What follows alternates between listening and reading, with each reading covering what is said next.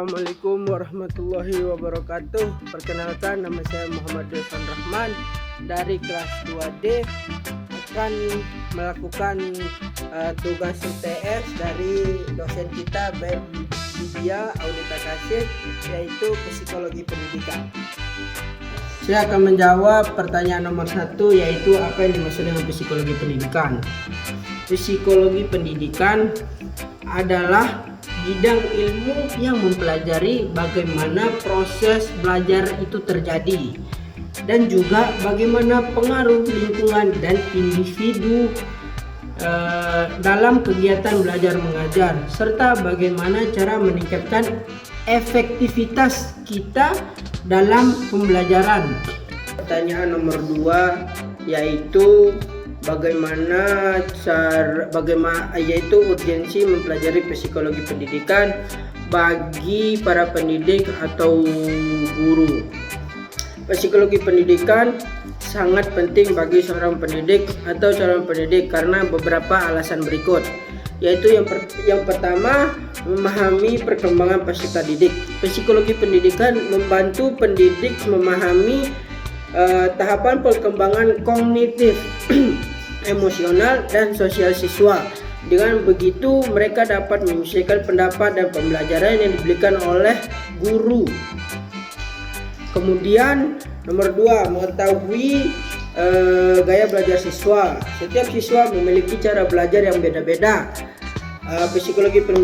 Psikologi pendidikan membantu bagaimana cara mengenali pendidikan dan mengakomodasi berbagai gaya cara belajar yang seperti visual, audiovisual, kinestetik, dan lain-lain.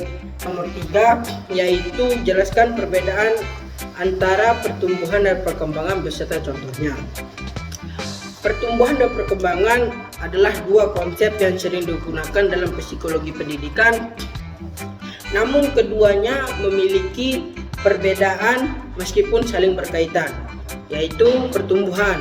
Pertumbuhan itu merujuk pada perubahan yang bersifat kuantitatif dan fisik, yaitu penambahan, contohnya penambahan tubuh, ukuran tubuh, berat badan, tinggi badan, dan perubahan fisik lainnya yang dapat diukur. Pertumbuhan biasanya terjadi secara bertahap dan berfokus pada aspek fisik. Contohnya, pertumbuhan seseorang anak yang dari bayi menjadi anak, berat badan bayi yang sering meningkat, dan perkembangan gigi yang tambah sesuai saat bertambahnya usia. Yang kedua, perkembangan adalah yang merujuk pada perubahan yang lebih kualitatif dan mencakup berbagai aspek termasuk kognitif, emosional, sosial, dan fisik.